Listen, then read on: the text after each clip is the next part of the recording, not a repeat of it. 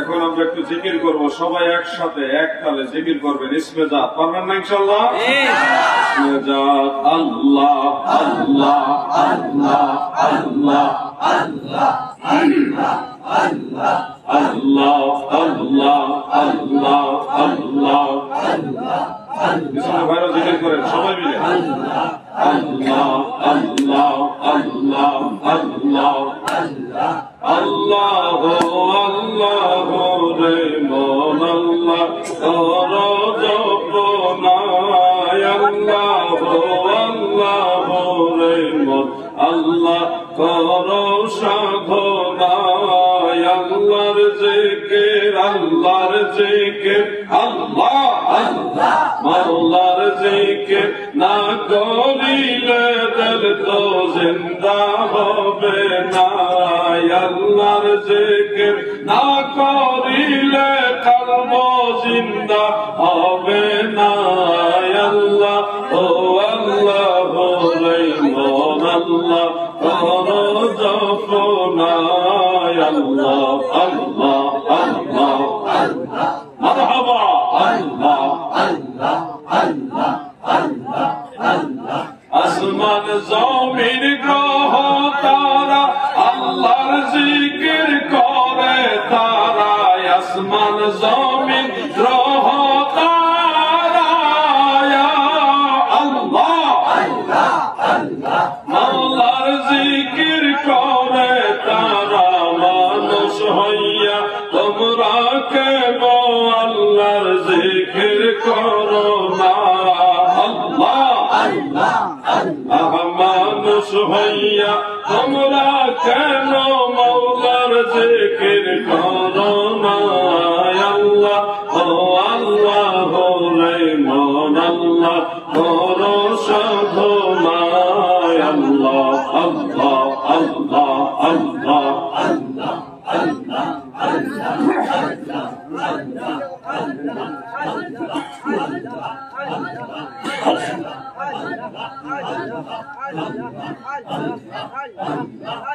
لا إله إلا الله محمد رسول الله صلى الله عليه وآله وسلم। মাদ্রাসা দারুল উলুম গরিব নওয়াজ বাধাল জিয়াগঞ্জ মুর্শিদাবাদের আজকে আজিমুশান ইসলামী জলসার এই সভা সম্মানিত সভাপতির আসনে যিনি আসীন হযরত মাওলানা মুফতি মুহাম্মদ ফারুক আজম সাহেব, শিক্ষক শরফিয়া হাই মাদ্রাসা, সম্মানিত সহ সভাপতি হযরত মাওলানা ইব্রাহিম কাদেরী সাহেব আজিমগঞ্জ।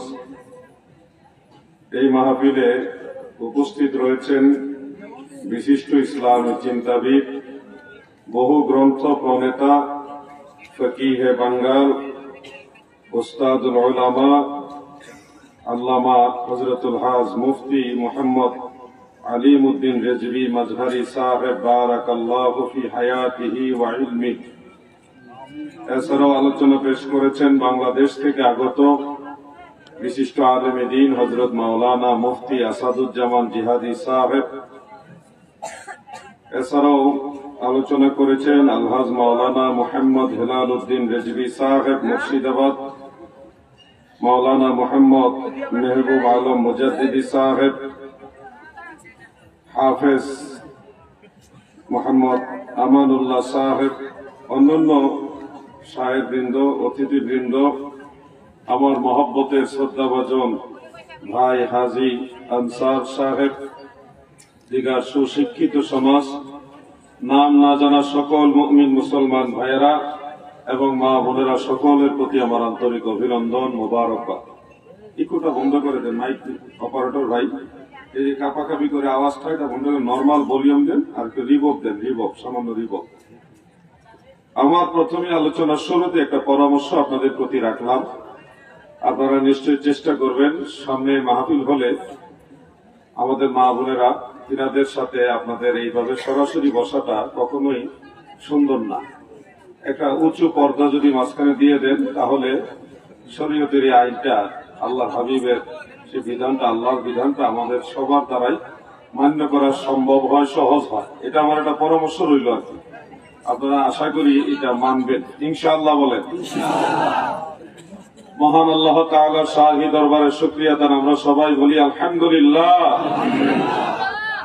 পরম দয়ালু মেহেরবান সর্বশক্তিমান মহাপরাক্রমশালী দয়াময় আল্লাহ তাআলার রহমতের দুয়ারে আরো শুকরিয়া আদায় করি যে দয়াল আল্লাহ দয়া করে আমাদের মতো নালায়েক নাচিজ অধম অযোগ্যদেরকে তিনার হাবিব নবী সরকার দু জাহাঁ সৈয়দুল মুরসালিন শাফিউল মুজনিবিন রাহমাতুল লিল আলামিন আমাদের দয়াল নবী, যিনি নবীদেরও নবী, রাসূলদেরও নবী, ফেরেশতাদেরও নবী, আরশ কুরসি লৌহ কলমের নবী, কুল কায়নাতের নবী, আমার আল্লাহ বলেন আমার নবী। সুবহানাল্লাহ। এমন একজন নবীর উম্মত হতে পেরে মহান সৃষ্টিকর্তার দরবারে আরেকবার বলি আলহামদুলিল্লাহ। এই পাশে পর্দাটা কান্দাদের, এই পাশে পর্দাটা, ওই পাশে যেভাবে টেনে দিচ্ছেন এইভাবে সবাই একটু সহযোগিতা টেনে দেন। মা বোনেরা, আপনাদের জন্য এটা ফরজ, আমাদের জন্য ফরজ। আপনারা অবশ্যই বিধানগুলি মেনে চলবেন। আমি আপনাদের খেদমতে কথা বলবো, কিন্তু আপনারা যে কি উদ্দেশ্যে এখানে আসছেন সেটা আপনারা নিশ্চয়ই জানেন। দিন শিখার জন্য আসছেন। কি শিখার জন্য আসছেন? দিন শিখার জন্য, ইসলাম জানার জন্য, মাসআলা মাসাইল জানার জন্য। এই উদ্দেশ্যটা হলো একটা ন্যাক উদ্দেশ্য, এটা অনেক বড় উদ্দেশ্য। এই উদ্দেশ্যে যদি কেউ ঘর থেকে বের হয়ে মারা যায়, রাস্তায় যদি কেউ মারাও যায়, আল্লাহ তাআলা তাকে শহীদি মৃত্যু দান করে। তাফসীরে কবীরের মধ্যে একটা হাদিস রয়েছে, ইমাম ফখরুদ্দিন রাজি রাহমাতুল্লাহ আলাইহি তিনি উল্লেখ করেছেন, মান মাতা ফি তালাবিল ইলমি মাতা শাহীদান ওয়া কানা কবরুহু রাউদাতুম মিন রিয়াদিল জান্নাহ। সুবহানাল্লাহ। বলেন আল্লাহর হাবিব বলেন, উম্মতেরা শোনো, যারা জ্ঞান অন্বেষণ করতে গিয়ে মারা যাবে তারা শহীদি মৃত্যু পাবে, তাদের কবর আমার আল্লাহ জান্নাতের বাগান বানিয়ে দিবে। যতক্ষণ না আপনারা পুনরায় ঘরে ফিরে না যাবেন ততক্ষণ পর্যন্ত আপনারা ফি সাবিলিল্লাহ, আল্লাহর রাস্তার মধ্যে রয়েছেন, আল্লাহ পাকের দয়ার চাদরের মধ্যে রয়েছেন। এই জন্য মাহফিলে আসাটা এটা একটা ইবাদত। মাহফিলে আসা কি ইবাদত। আল্লাহর হাবিবের আরেকটা হাদিস শরীফ রয়েছে, নবীজি বলেন, উতলুবুল ইলমা ওয়ালাউ বিসসিন, জ্ঞান অন্বেষণ করো যদিও চীন দেশে হয়। এটা রাসূল পাকের হাদিস। আপনাদের মুর্শিদাবাদে কিছু ভাইদের আলোচনা আমি শুনেছি অনলাইনের মাধ্যমে, তিনারা এটাকে হাদিস মানতে নারাজ। ওনারা মনে করে এটা জাল হাদিস। জ্ঞান অন্বেষণ করো প্রয়োজনে চীন দেশে গিয়ে, বা চীন দেশে গিয়ে হলো জ্ঞান অন্বেষণ করো। উতলুবুল ইলমা ওয়ালাউ বিসসিন, কোন কোন জায়গায় ওয়ালাউ কানা বিসসিন এভাবে রয়েছে। তো এই হাদিসটা মূলত হাদিসে রাসূল। যারা মানতে নারাজ, আমার সে ভাইদেরকে সম্মানের সাথে বলবো, আপনারা আরেকটু তাহকিক করেন, আরেকটু গবেষণা করেন, পেয়ে যাবেন। আমি দুইজন সাহাবী থেকে এই হাদিসটা পেয়েছি। একজন হলো হযরতে আনাস ইবনে মালিক রাদিয়াল্লাহু আনহু, যিনি খাদিমে রাসূল ছিলেন, আমার দয়াল নবীজির খাদেম ছিলেন। আরেকজন হলো সর্বাধিক হাদিস বর্ণনাকারী সাহাবী হযরতে আবু হুরায়রা রাদিয়াল্লাহু তাআলা আনহু। হযরতে আনাস রাদিয়াল্লাহু আনহু থেকে ইমাম বাইহাকী রাহমাতুল্লাহ আলাইহি একাধিক সূত্রে তিনার শুআবুল ঈমান সেই কিতাবের মধ্যে হাদিসটা উল্লেখ করেছেন। আর হযরতে আবু হুরায়রা রাদিয়াল্লাহু আনহু থেকে ইমাম ইবনু আদি রাহমাতুল্লাহ আলাইহি আল কামিল ফি দুআফাইর রিজাল সেই কিতাবের মধ্যে হাদিসটা তিনার নিজ সনদ উল্লেখ করেছেন। দুইটা সনদে হাদিসটা উল্লেখ রয়েছে। বিদায় মুহাদ্দিসিনে কেরামের মধ্যে মাওলানা আব্দুল গাহ্হার, ওনাকে ইমাম মানাবী নামেও অনেকে চিনেন। ইমাম মানাবী রাহিমাহুল্লাহ তিনি আত-তাইসির বিশরহে জামিউস সগীর, এবং ইমাম সাখাবী মাকাসিদুল হাসানার মধ্যে এই রিওয়ায়াতটাকে কবি বলেছেন, ইউকাবি বা'দুহা বা'দান, একটা আরেকটাকে শক্তি যুগিয়ে উসুলে হাদিসের মানদণ্ডে এটা হাসান লি গায়রিহি ওই স্তরের মধ্যে গিয়ে পৌঁছে গেছেন। এজন্য হাদিসটাকে জাল হাদিস বলে উড়িয়ে দেওয়ার কোনো সুযোগ নাই। ইমাম বাইহাকী রাহমাতুল্লাহ আলাইহি হাদিসটা উল্লেখ করে জাল বলেননি, তিনি দাঈফ বলেছেন। যে একাধিক দাঈফ সূত্রে এটা বর্ণিত রয়েছে। এজন্য যেটা রাসূল পাক সাল্লাল্লাহু আলাইহি সাল্লামের হাদিস, সেটাকে হাদিস হিসেবে মানতে হবে। গায়ের জোরে, গলার জোরে আপনি যদি একটা আল হাদিসকে জাল হাদিস বানাইতে চান তাহলে এটার জন্য হাসরের ময়দানে আল্লাহ তাআলার দরবারে আসামি হওয়া লাগবে। আমরা কিতাবে পাইছি দুইজন সাহাবী বর্ণনা করেছেন, উতলুবুল ইলমা ওয়ালাউ বিসিন, জ্ঞান অন্বেষণ করো যদিও চীন দেশে হয়। এটা রাসূলের পাকের হাদিস। সেই হাদিস আমল করতে গিয়ে আজকে আমরা দূর দূরান্ত থেকে আশেপাশে সবার ঘর বাড়ি ছেড়ে এই জান্নাতের বাগানে এই মাহফিলে এসে মাটিতে ঠান্ডা কনকনে শীতের মধ্যে উপস্থিত হয়েছেন। এটা আল্লাহ রাসূলের হাদিসকে মান্য করার জন্য। নিশ্চয়ই এই যে আপনারা জ্ঞান অন্বেষণ করার জন্য, দিন শিখার জন্য মাহফিলে এসছেন, এটার উসিলায় আল্লাহ যদি মায়া লাগে, এটার উসিলায় আপনাকে আল্লাহ তাআলা মাফ করে জান্নাতে দিয়ে দিতে পারে। ইয়াগফিরু লিমান ইয়াশা ওয়া ইউআযযিবু মান ইয়াশা। আল্লাহ যাকে খুশি তাকে ক্ষমা করে দেন, যাকে খুশি তাকে আযাব দিবেন। এই ক্ষমতা আমার আল্লাহর আছে না নাই? নিঃসন্দেহে আমার আল্লাহ তাআলার ক্ষমতা এটা আছে। প্রিয় ভাইয়েরা আমার, জ্ঞান শিখার জন্য আমরা এখানে এসেছি, দিন জানার জন্য এসেছি, নবীর তরিকা জানার জন্য এসেছি গো। আমার নবীজি সম্পর্কেও আপনাদের জানতে হবে। নবী যখন বুঝবেন, নবী যখন জানবেন, তখন দিন বোঝা সহজ হবে। দিনের প্রত্যেকটা হুকুম আহকাম মানা আপনার জন্য একটা আকস্মিক হবে, এটার মধ্যে আন্তরিকতা পয়দা হবে। আল্লাহর হাবিব নবী সরকারে দু জাহান রাহমাতুল লিল আলামিন নবী এমন একজন নবী যিনি সাইয়্যিদুল মুরসালিন, সব নবীদের সরদার, সব রাসূলদের সরদার, সব নবীদের নবী। বাইতুল মুকাদ্দাসে আমার নবী যখন মেরাজে যাওয়ার পথে সুবহানাল্লাযী আসরা বিআবদিহি লাইলান মিনাল মাসজিদিল হারামি ইলাল মাসজিদিল আকসা, মসজিদুল আকসার মধ্যে দয়াল নবীজি যখন দাঁড়াইলেন, জিবরিল আমিন বলে, নবী গো আপনি সম্মুখ ভাগে অগ্রসর হন, আপনি আজকে সব নবীদের ইমাম হয়ে নামাজ পড়াবেন। বাস্তবে দেখা গেল 1,24,000 নবী রাসূলগণ। কত নবী রাসূলদের সংখ্যা হলো 1,24,000। আরেকটা কথা আমরা শুনি যে মতান্তরে 2,24,000। তো 2,24,000-এর কথা কোন মুহাদ্দিসিন কেরাম উল্লেখ করেন নাই, আমরাও কোথাও পাই নাই। 1,24,000 নবী এবং রাসূল ছিলেন। এটা মুসনাদ আহমদ সহ আর অন্যান্য হাদিস গ্রন্থের মধ্যে রয়েছে।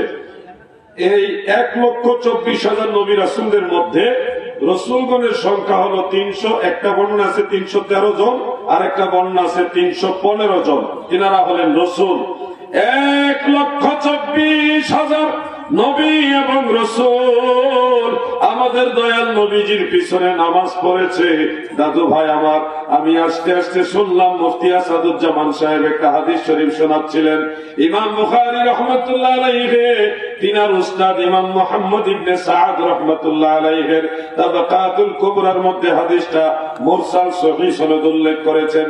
তবে মুরসাল নয়, মুত্তাসিল সহিহ সনদে এই হাদিসখানা ইমাম ইবনু আদি রাহমাতুল্লাহ আলাইহি আল কামিল ফি দুআফাইর রিজালের মধ্যে উল্লেখ করেছেন এইভাবে, আন আবি হুরায়রা রাদিয়াল্লাহু তাআলা আনহু قال قال رسول الله صلى الله عليه وسلم كنت اول الناس في الخلق واخرهم في البعث। আমার নবীজি বলেন, উম্মতেরা শোনো, আমি রাসূলুল্লাহ এই সৃষ্টির মধ্যে সর্বপ্রথম মানুষ ছিলাম। সুবহানাল্লাহ। দুনিয়াতে প্রথম মানুষ হলো হযরতে আদম, যিনাকে আবুল বাশার বলা হয়। কিন্তু সৃষ্টি জগতে প্রথম মানুষ হলো মুহাম্মাদুর রাসূলুল্লাহ সাল্লাল্লাহু আলাইহি ওয়াসাল্লাম। এটা কিন্তু সহিহ হাদিস, কোন জয়ীফ বা দুর্বল হাদিস না। ইমাম ইবনু সাআদের সনদ হলো মুরসাল, হযরতে কাতাদা রাহমাতুল্লাহ আলাইহি ডাইরেক্ট ক্বালা রাসূলুল্লাহ বলে বর্ণনা করেছেন। কিন্তু ইমাম ইবনু আদির সনদের মধ্যে হযরতে আবু হুরায়রা আছেন, তিনি ক্বালা রাসূলুল্লাহ বলে হাদিস উল্লেখ করেছেন। অতএব হাদিসটা মুত্তাসিল এবং সহিহ। আদম নবী এই দুনিয়াতে প্রথম মানুষ, কিন্তু সৃষ্টি জগতে আমার দয়াল নবী প্রথম মানুষ। সুবহানাল্লাহ।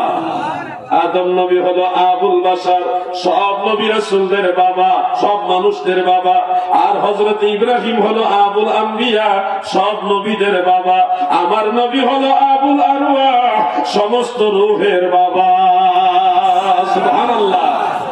আর আদম নবীর এমনিতে কোনো বাবা নাই, ঈসা নবীরও বাবা নাই, কিন্তু রুহানি দৃষ্টিতে আদম নবীরও বাবা, ঈসা নবীরও বাবা, ইব্রাহিম নবীরও বাবা।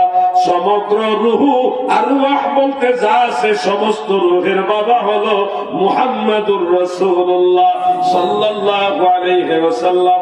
এই জন্য নবীজি সম্পর্কে আপনাকে বুঝতে হবে, নবী সম্পর্কে জানতে হবে।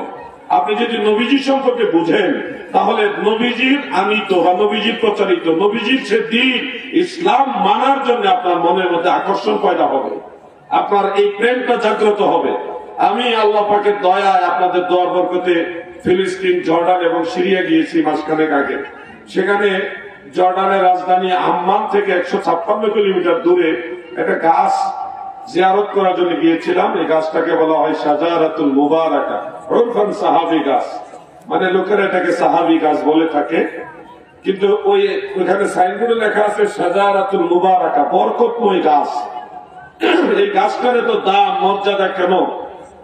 এটার ইতিহাস হলো, আপনার তিরমিজি শরীফের মধ্যে এই গাছের ইতিহাসটা পাবেন এবং অন্যান্য কিতাবে মুসান্নাফ ইবনে আবি শাইবা অনেক কিতাবের মধ্যে আছে।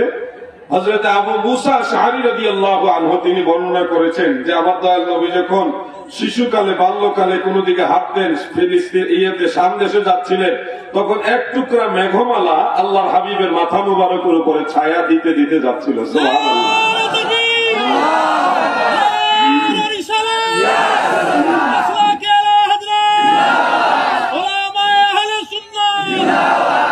এই জন্য আমি মাঝে মধ্যে একটা গজল বলি, আমাদের বাংলাদেশে খুব বেশি এটা বলে, বনের যত পশু ভক্তি করত নরচরণ, মেঘমালা ছায়া দিত গায় গো নবীজি, কোন সাধনে পাইব তোমায়, বলেন কোন সাধনে গো নবীজি, আপনাকে দেখিবার মনে। আমার নবীজি ওই গাছটার কাছে গিয়ে বসেছিলেন। ওই সময় গাছটা ছিল মৃত, মরা গাছ, কিন্তু আল্লাহর হাবিব যখন মরা গাছের নিচে গিয়ে বসলেন, মুহূর্তের মধ্যে অলৌকিক ভাবে সেই গাছের পাতা গজাইল এবং গাছ আল্লাহ পাকের দয়ায় এইভাবে ছড়াইয়া দয়াল নবীজির মাথা মুবারকের উপরে ছায়া দেওয়া শুরু করলো। সুবহানাল্লাহ। সেই যে মরা গাছ জীবিত হয়েছে, এখন পর্যন্ত সেই গাছ আর মরে না। 1500 বছর আগে থেকে সেই গাছ, এই গাছ এখনো তরতাজা আছে, এখনো গাছে পাতা আছে, এখনো সেই গাছের কাছে গেলে মৃদু একটা শান্তির বাতাস পাওয়া যায়, না গরম বাতাস না ঠান্ডা বাতাস। অথচ মরুভূমি, উপরে প্রখর রৌদ্র, নিচে মরুভূমি আর মরুভূমি, কোনো গাছ গাছালি নাই। সেখানে গাছের আশেপাশে আমরা অনুভব করলাম যে আল্লাহ পাকের দয়া একটা শান্তির বাতাস এখনো বয়ে যাচ্ছে। সুবহানাল্লাহ। মেঘমালা ছায়া দিত গায় গো নবীজি, কোন সাধনে পাইব তোমায়। যুবক ভাইয়ের আমার, তোমাদের জানতে হবে কেমন নবীর উম্মত হয়েছ। এই নবী রাস্তা দিয়ে যখন হেঁটে হেঁটে যাইতেন, রাস্তার আশেপাশে যত পাথর ছিল সমস্ত পাথরগুলি আমার নবীজিকে সালাম দিতেন, আসসালামু আলাইকা ইয়া রাসূলুল্লাহ। সুবহানাল্লাহ। পাথর আমার নবীকে সালাম দিত। এমনকি একাধিক সহিহ হাদিসের মধ্যে আমি পেয়েছি আমার দয়াল নবীজি যখন রাস্তা দিয়ে হেঁটে যেতেন, দুই পাশের গাছ গাছালি যাচ্ছিল, নবীজির দিকে এইভাবে ঝুঁকে গিয়ে রহমতের নবীকে সালাম জানাইতো, সালাতু সালাম জানাই, দরুদ সালাম জানাই আপনার পরে নবী গো আমরা গুনাহগারে, সালাতু সালাম জানাই, দরুদ সালাম জানাই আপনার পরে নবী গো আমরা গুনাহগারি। গাছ আমার নবীকে সালাম দিতেন। মাদারিজুন নবুওয়াতের মধ্যে শেখ আব্দুল হক মুহাদ্দিস দেহলভী রাহমাতুল্লাহ আলাইহি উল্লেখ করেন, একবার নবীজি এক সফরে যাচ্ছেন, এর মাঝে সাহাবীদের বললেন যে আমি হাজত মুবারক সারবো, আমার জন্য জায়গা দেখো, তো কোনো জায়গা তো নেই। তখন ওনারা বললেন ইয়া রাসূলুল্লাহ, এখানে তো ওরকম কোন পরিবেশ নেই। দয়াল নবীজি বললেন ওই গাছের কাছে যাও, ওই যে দূরে গাছ দেখা যায়, তাদেরকে গিয়ে বলো আমি আল্লাহর নবী, তাদেরকে ডাকছি আমার কাছে যেন আসে। ওই সাহাবী গাছের কাছে গিয়ে আল্লাহর হাবিবের কথা বলার পরে আল্লাহ তাআলার কুদরতে সেই গাছ উড়াল দিয়ে দিয়ে আল্লাহর হাবিবের কাছে এসে চতুর্দিকে ঘেরাও করে দাঁড়ায় গেছে। সুবহানাল্লাহ বলেন। এটা হলো মদিনাওয়ালার ইজ্জত। আমার নবীজির কথা বৃক্ষ, তরুলতা, পাথর সবাই শুনতো, কিন্তু আমরা মানুষ আল্লাহর নবীর কথা মানতে চাই না। দুনিয়ার এই লোভ লালসায় আমরা মত্ত হয়ে গেছি, কেমন যেন আমরা দুনিয়ামুখী হয়ে গেছি। আমরা যে মারা যাব সেই কথাটা আমাদের অন্তর থেকে চলে গেছে। আমরা মৃত্যু শয্যায় শায়িত হয়ে আমরা যেমন কেমন কেমন দুনিয়ার হিসাব করি। এই জন্য আল্লাহ তাআলা বলেছেন আলহাকুমুত তাকাসুর হাত্তা যুরতুমুল মাকাবির। আমার আল্লাহ বলেন দুনিয়ার মানুষগুলি কবরে যাওয়ার আগ পর্যন্ত দুনিয়ার লোভ লালসায় মত্ত হয়ে থাকে। তা আমরা তো ওই অবস্থার মধ্যে আছি। দুনিয়া দুনিয়া করে নবীজির কথা যে মানতে হবে এ কথাটা ভুলে গেছি। অথচ আল্লাহর নবীকে না মানলে কবর, হাসর, মিজান, ফুলসেরাত কোন জায়গায় আমাদের কোনো উপায় নাই। নবীর তরিকা মোতাবেক চলতে হবে কিনা বলেন আপনারা? এই যুবকরা কথা বলো না কেন? চলতে হবে কিনা? নবীর তরিকার মধ্যে কি এই বম ফটানি আছে নাকি? নবীর তরিকার মধ্যে অনেক কিছুই নাই যেটা আপনারা করছেন। অতএব আপনাদেরকে মাহফিলে আসছেন, শুধু ওয়াজ শুনলেন, মনোরঞ্জন নিলেন, তা হবে না। মাহফিল আসছেন, এখান থেকে শিক্ষা নিতে হবে যে আল্লাহ রসুলের তরিকা মোতাবেক আমরা কোনো পাপ কাজে যাব না। এটা শিক্ষা নিতে হবে আপনাদেরকে। আমার দয়াল নবীজিকে আপনারা যদি অন্তরে ধারণ করতে পারেন, আপনাদের অভাব অনটন আল্লাহ রাখবে না। এই দুনিয়াতে যিনি পাঠাইছে তিনি তো আপনার আমার মালিক, তাই না? সব কিছুর মালিক কে? আল্লাহ। সে আল্লাহ আপনাকে পাঠাইছে। এক মুহূর্তের জন্য তিনি আপনাকে একা ফেলে দেয় না, সর্বসময় তিনি আপনাকে লালন পালন করতেছে। সব কিছুতেই তিনি আপনাকে সঙ্গ দিচ্ছেন, আপনাকে সাহায্য করতেছেন। অতএব সে আল্লাহকেও ভুলে যাওয়া চলবে না, তাহলে আপনারা ক্ষতিগ্রস্ত হবেন। আল্লাহর হাবিব নবী সরকারে দু জাহান রাহমাতুল লিল আলামিন আমার দয়াল নবীজিকে সাহাবারা যেইভাবে ভালোবাসত, এর ধারে কাছে আমরা নাই, এর ধারে কাছে আমরা যেতে পারি নাই। আপনারা দেখেন আমার দয়াল নবীজি নামাজ পড়তেছেন, নামাজের ভিতরে নবীজির মনের মধ্যে ইয়াটা জাগ্রত হইল। নবীজির মনে একটু এরকম চাইলেন যে আল্লাহ আমাদের জন্য কেবলা যদি বাইতুল্লাহ শরীফ বানায় দিতেন, কাবা ঘর যদি কেবলা করে দিতেন। এটা নবীজির মনে মনে একটু চাইতেছেন, মুখেও বলে নাই, মনে মনে চাইতেছে আল্লাহ যদি বাইতুল্লাহ শরীফ কাবা ঘর কেবলা হইতো, বাইতুল মুকাদ্দাস না হয়ে কাবা ঘর যদি কেবলা হইতো তাহলে কতই না ভালো হতো। নবীজি নামাজের ভিতরে এটা চাইলেন, আমার আল্লাহ সাথে সাথে আদেশ দিলেন ফাওয়াল্লি ওয়াজহাকা শাতরাল মসজিদিল হারাম, ফাওয়াল্লি ওয়াজহাকা শাতরাল মসজিদিল হারাম। আমার নবীজি নামাজের ভিতরে আদেশ পাইয়া নামাজের ভিতরেই মসজিদুল আকসা বাদ দিয়া মসজিদুল হারাম বাইতুল্লাহ শরীফের দিকে চেহারা মোবারক ঘুরাই ফেলছে। সুবহানাল্লাহ। সাহাবায়ে কেরাম ছিল নবীজির পিছনে, এখন সাহাবীরা হয়ে গেছে নবীজির সামনে। মুসল্লি তার ইমাম সাহেবের সামনে থাকে না, সাহাবারা কি করবে গো? সাহাবায়ে কেরাম তখন নামাজের ভিতরে তাকবীরে তাহরিমা হাত বাঁধা অবস্থায় হেঁটে হেঁটে আবার নবীজির পিছনে যাইয়া কাতার করে সম্পূর্ণ নামাজ পড়লেন। এক নিয়তে আল্লাহর নবী সব সাহাবীদের নিয়ে নামাজ কমপ্লিট করলেন। নামাজ ভেঙে ফেলার জন্য বলেনি, নামাজ দোহরাইতেও বলেনি, ওই এক নিয়তে নামাজের ভিতরে হেঁটে হেঁটে ওখান থেকে এখানে গিয়ে নামাজ কমপ্লিট করেছে। এ থেকে বোঝা যায় রে সাহাবায়ে কেরাম আমার নবীজিকে নামাজের ভিতরেও মেনেছেন, আনুগত্য করেছেন। নবীর আনুগত্য করা এটাও নামাজের অংশ। আমাদের অনেক ভাইরা হয়তো মনে করতে পারে যে নামাজে নবীজির খেয়াল করা যাবে না। বোকা রে বোকা, তুমি যখন সালাম দিবা আসসালামু আলাইকা আইয়ুহান নাবিয়্যু ওয়া রাহমাতুল্লাহি ওয়া বারাকাতুহু, তুমি তখন কার কথা মনে স্মরণ করবা? তুমি কার কথা স্মরণ করবা? সালাম দিবা নবীর কথা, তুমি স্মরণ করবা কার কথা? আমরা সুন্নিরা নামাজে নবীর কথা স্মরণ করি যখন নবীজিকে সালাম দেই, ঠিক না বেঠিক?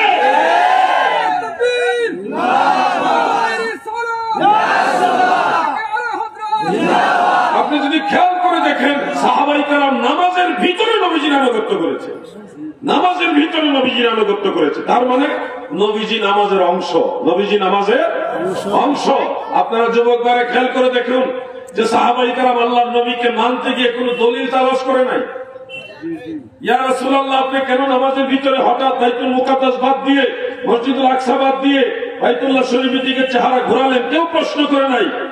কারণ সাহাবায়ে কেরাম জানতেন আমার নবী নিজেই দলিল, নবী মানতে হবে, এটাই হলো কথা, নবীকে মানাটাই হলো আল্লাহর আদেশ, ঠিক না বেঠিক? নারে রিসালাত, নারে গাউস, ওলামায়ে আহলে সুন্নাহ, মাসলাকে আলা হযরত। আমার আল্লাহ বলেন ইয়া আইয়ুহাল্লাযীনা আমানু আতিউল্লাহ ওয়া আতিউর রাসূল। ইমানদার বান্দা বান্দিরা রে, তোমরা আল্লাহর আনুগত্য করো এবং রাসূলের আনুগত্য করো। এই জন্য নবীজি ঘুরছে, নবীজির আনুগত্য করতে হবে তার আল্লাহ, এটাই আল্লাহর আদেশ। নবী মানাটাই হলো নিঃশর্তে, নবী মানা হলো ঈমান। কোন শর্ত দিয়ে নবী মানা যাবে না, নবীজিকে মানতে হবে নিঃশর্তে, নিঃশর্তে। নবী আমার ঈমান, ঠিক না বেঠিক? প্রিয় ভাইরা আমার, আরেকটা জিনিস আপনারা নিশ্চয়ই জানেন, সহিহ বুখারীর মধ্যে উল্লেখ আছে, কয়েকজন সাহাবী এটা বর্ণনা করেছেন। হযরত আয়েশা রাদিয়াল্লাহু তাআলা আনহা, হযরত আনাস ইবনে মালিক, তেনার দুইজন বর্ণনা করেছেন, আরেকজন সাহাবী বর্ণনা করেছেন যে আমার নবীজি যেদিন এই দুনিয়া থেকে পর্দা করবেন, নবীজি আখিরাতে চলে যাবেন, দারুল বাকায় চলে যাবেন। নবীজি তো জিন্দা নবী, এটা বিশ্বাস আসেনি আপনাদের? সবাই পিছনে বেড়ে বলে বিশ্বাস আছে। আমি দেখেছি পশ্চিমবঙ্গের কিছু আলেম আছে জ্ঞান পাপী, তারা বক্তব্য দেয় অনলাইনে, শুনেছি তারা বলে যে আল্লাহর নবী মরা নবী, তিনি মারা গেছেন, এটাই বলতে হবে। তো আবার দলিল হিসেবে কোরআন শরীফের আয়াত নিয়ে আসতেছেন, ইন্নাকা মাইয়িতুন ওয়া ইন্নাহুম মাইয়িতুন। আফা ইন মাতা, এই মাতা শব্দ নিয়ে আসতেছেন, কুল্লু নাফসিন যায়িকাতুল মাউত, এই আয়াত নিয়ে আসতেছেন। অতএব নবীজি মারা গেছে, এটাই বলতে হবে। আমি সেই ভাইদের, এই অনলাইন যারা রেকর্ড করতেছেন তাদের মাধ্যমে সেই ভাইদের উদ্দেশ্যে বলতেছি যে আল্লাহর নবী সামান্য সময়ের জন্য ইন্তেকাল করেছেন, রূহ মুবারক নিয়েছেন, পরক্ষণে ফিরিয়ে দিয়েছেন। মানে কুল্লু নাফসিন যায়িকাতুল মাউত, এটা আল্লাহ তাআলা বাস্তবায়ন করলেন। কিন্তু আমার নবীজি ইন্তেকাল মুবারকের পরেও নবীজি জীবিত, সশরীরে জিন্দা আছে। এটা আহলে সুন্নাত ওয়াল জামাতের আকীদা। এই আকীদা যারা বিশ্বাস করবে না তারা জাহান্নামী দল। তারা কোন দল? জাহান্নামী দল। আর আল্লাহর হাবিবকে যারা হায়াতুন নবী বা জিন্দা নবী বিশ্বাস করে তারা হলো আহলে সুন্নাত ওয়াল জামাত। কোরআন শরীফের আয়াতের গভীরতা বোঝার জন্য আপনাকে আরেকটু তাহকিক করতে হবে। সেই ভাইদের বলছি যারা ভুল তো ব্যাখ্যা করে থাকেন, ইন্নাকা মাইয়িতুন ওয়া ইন্নাহুম মাইয়িতুন, এখানে ইন্না হরফে মুসাব্বাবিল ফি'ল। ইন্নাকা, একা হলো জমির এবং ইসমে ইন্না, মাইয়িতুন খবরে ইন্না, টোটালটা হলো মাআতুফ আলাইহি। এরপর একটা অক্ষর আছে ওয়াও, হরফে আতফ। এরপর আবার ইন্না হরফে মুসাব্বাবিল ফি'ল, হুম জমির এবং ইসমে ইন্না, মাইয়িতুন হলো খবরে ইন্না, এটা হলো মাআতুফ। আরবি গ্রামার মোতাবেক, ইলমে নাহুর আলোকে মাআতুফ আলাইহি দুইটা কখনো এক জাতের হয় না, মুকাইয়্যির বিজাত হয়, দুইটা দুই জাতের হয়। অর্থাৎ আল্লাহ তাআলা সব মানুষের মৃত্যু আর আমার নবীজির ইন্তেকাল মুবারক, দুইটা কথাকে মাঝখানে হরফে আতফ সেটিং করে বুঝাইলেন, জগতের মানুষেরা রে, তোমাদের সব মানুষের মৃত্যু যেই জাতের, আমার হাবিবের ইন্তেকাল মুবারক ওই জাতের না। হাজের নাজের গো নবী সশরীরে জিন্দা, আমার নবী সশরীরে বলেন হাজের নাজের গো নবী সশরীরে জিন্দা নবী নবী তুমি গো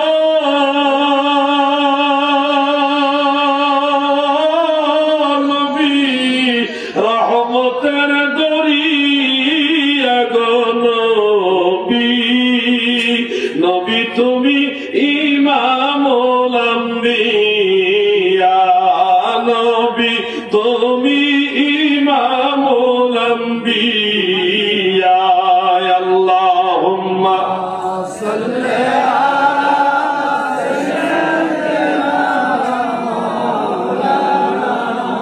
মুহাম্মদ ওয়া আলা আলি সাইয়্যিদিনা।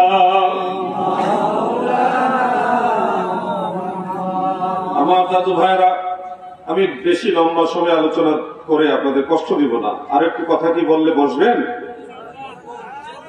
আপনাদের নিয়ত ভালো না? বসবেন নি?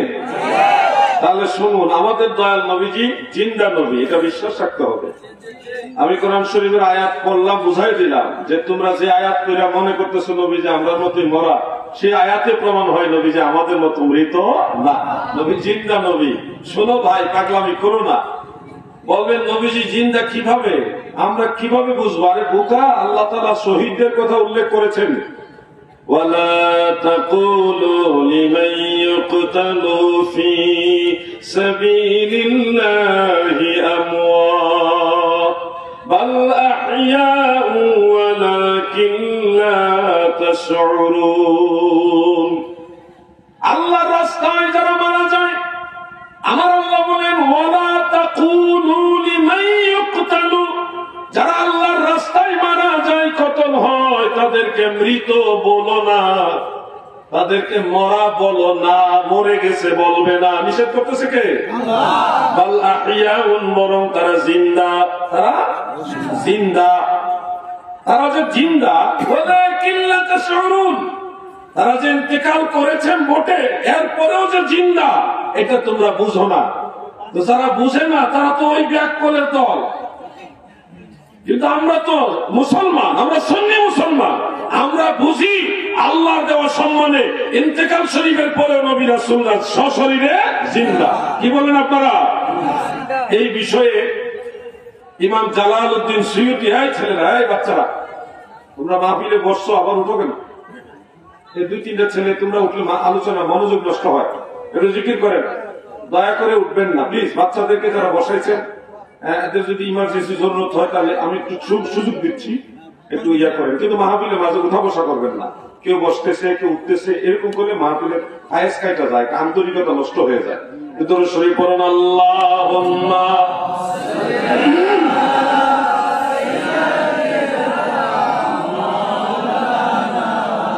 মুহাম্মদ ওয়া আলা আলি সাইয়্যিদিনা।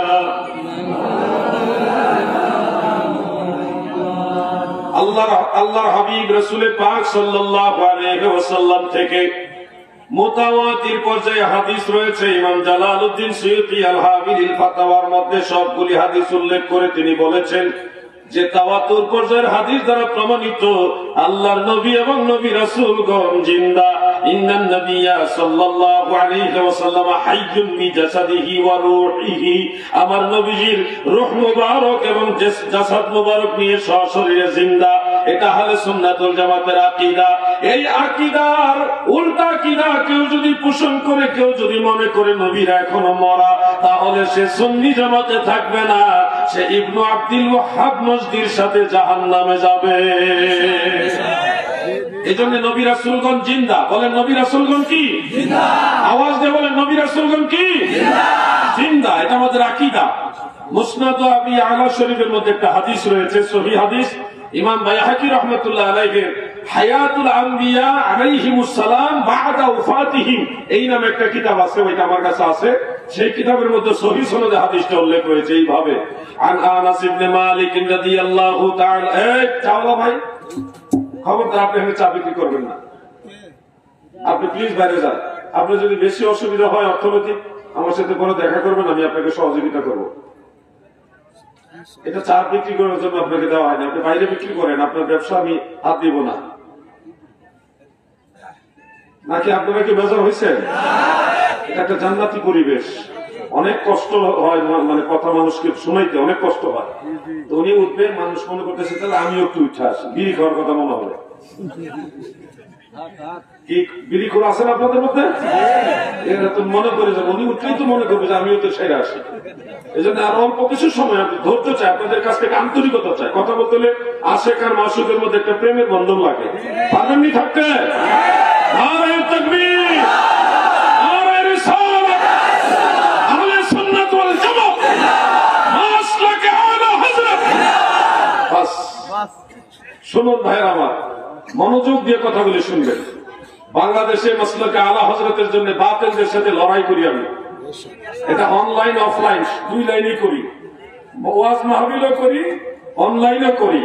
মাসলাকে আলা হযরতের জন্য জিহাদ বাংলাদেশে যারা করে তাদের মধ্যে আমি গুনাহগার একজন।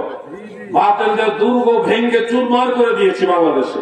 এখন আর আলা হযরতের বিরুদ্ধে যে একটা কথা বলবে, ওই দুঃসাহসে তো দেখায় না। সুবহানাল্লাহ, সাহস দেখাবে দূরের কথা, ওই দুঃসাহসও দেখায় না কেউ। নারে তাকবীর, নারে রিসালাত, মাসলাকে আলা হযরত আলাউদ্দিন জাহাদি সাহেব। নারে তাকবীর, মুফতিয়ানে বাঙ্গাল। আমার ভাই রাজা কা হ্যায়, এলাকা রাজা কা হ্যায়, জিসম দেখে ও এলাকা রাজা কা। আমার ভাইরা যেটা বলতেছিলাম, দিলের কান লাগায় শুনবেন। যে হাদিস শরীফটা আপনাদের শোনাচ্ছিলাম, মুসনাদ আবি আলা এবং ইমাম বাইহাকির হায়াতুল আম্বিয়া, ওই দুই কিতাবের মধ্যে উল্লেখ।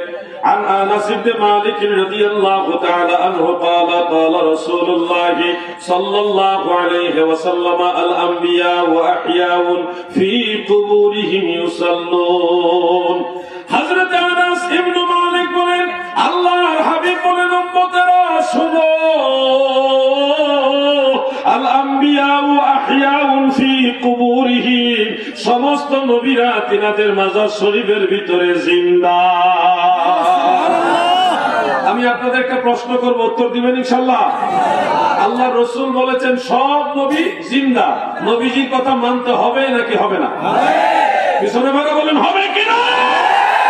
যারা বলে নবীরা জিন্দা না, তারা তো নবীজির কথাই মানে না, অতএব তারা নবীর দল না, তারা ইবনে আব্দুল ওয়াহাব নজদীর দালাল। ঠিক আছে? আমরা নবীদের জিন্দা নবী বিশ্বাস করি, সব নবীরা জিন্দা। আপনাদের ভারতে অনেক নবী রাসূলদের মাজার আছে। আমি কয়েকবার গিয়েছি, পাঞ্জাবে ভাড়া আছে, সেখানে 14 জন না 15 জন নবীর মাজার আছে। প্রথমে জানতাম আমি 9 জন, পরে গিয়ে দেখি তৃতীয়বার গিয়ে দেখি সংখ্যা আরো বেশি। ভালোভাবে খেয়াল করে নাই। হযরত মুজাদ্দিদ আল-ফিসানি রাদিয়াল্লাহু আনহু তিনি মাজারগুলি চিহ্নিত করে গেছেন কাশফের মাধ্যমে, তৎকালীন সব আউলিয়া কেরামকে নিয়ে। এই জন্য নবীদের মাজার আপনাদের ভারতবর্ষে আছে, আপনারা ভাগ্যবান মানুষ। হযরত শীস আলাইহিস সালামের মাজার হলো লখনৌ থেকে দক্ষিণ দিকে, ফাইজাবাদ থেকে আর একটু সামনে গিয়ে অযোধ্যা একটা জায়গা আছে, হিন্দি ভাষা আয়োধ্যা বলে, এটা অযোধ্যা। সেখানে বাবরি মসজিদের 1 কিলোমিটার এই পাশে, মানে পূর্ব দিকে সম্ভবত একটা পাহাড়ের পাদদেশে হযরত শীস আলাইহিস সালামের মাজার। আপনারা ভাগ্যবান, আমরা তো চাইলে যাইতে পারি না। বাংলাদেশ থেকে হযরত শীস আলাইহিস সালামের মাজার যাইতে হলে পাসপোর্ট, ভিসা, কত প্রসেসিং লাগে, কিন্তু আপনারা তো চাইলে যাইতে পারেন। অনেক নবী রাসূল পাইছেন, সাহাবীদের মাজারও আছে, কেরালাতে সাহাবীর মাজার, তাবিঈর মাজার আছে। তো আপনারা অনেক বড় ভাগ্যবান। এই জমিনটা পবিত্র জমিন, সুলতানুল হিন্দের জমিন, অসংখ্য আল্লাহর আউলিয়াদের জমিন এই জমিন।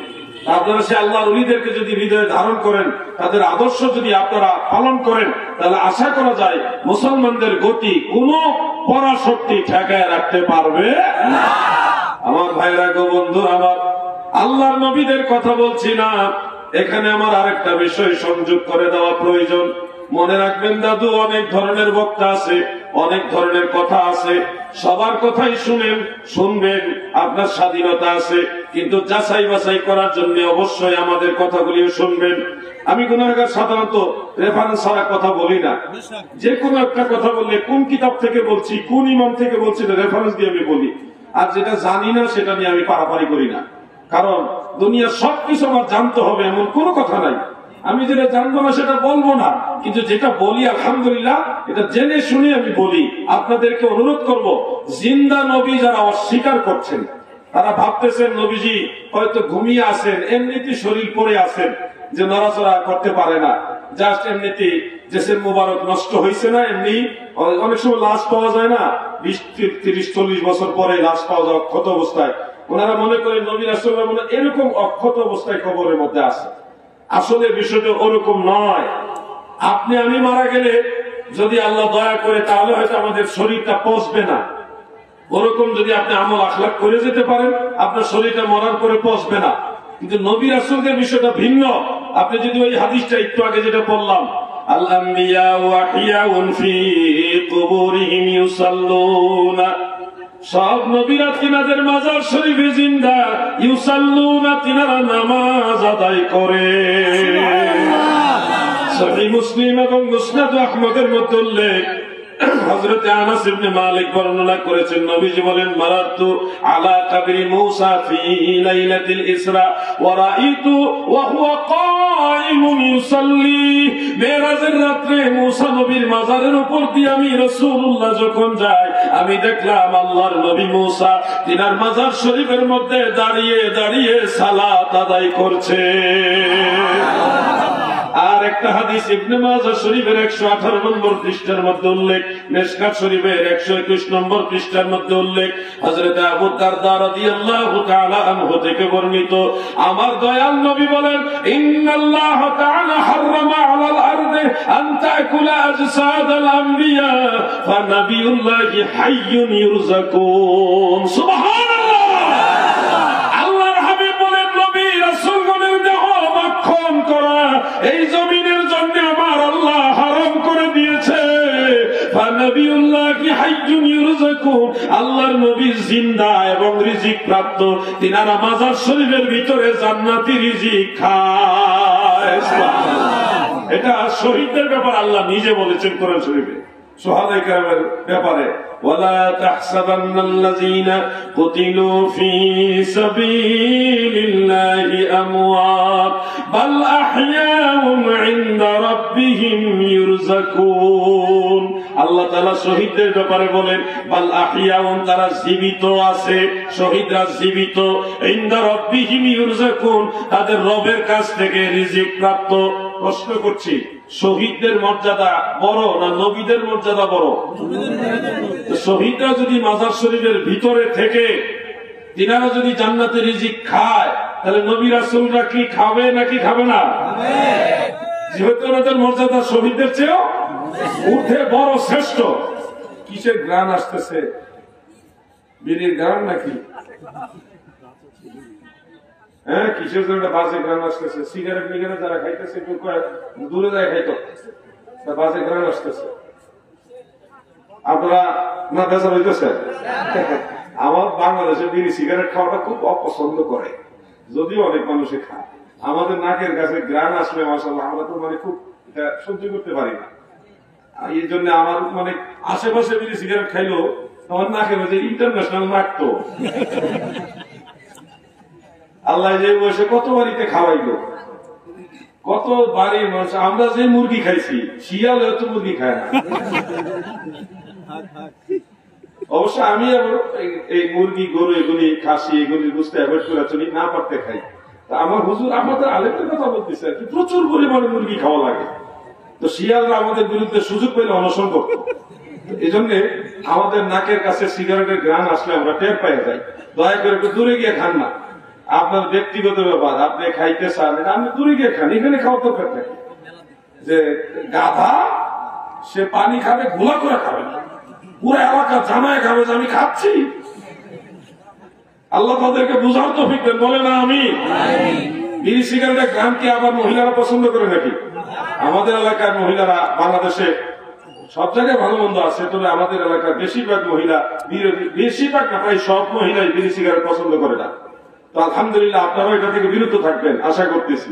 না পছন্দ করেন, বিরত থাকবেন। এটা একটা দুর্গন্ধ জিনিস, এটা একটা বাজে জিনিস, গানটা সহ্য করা যায় না।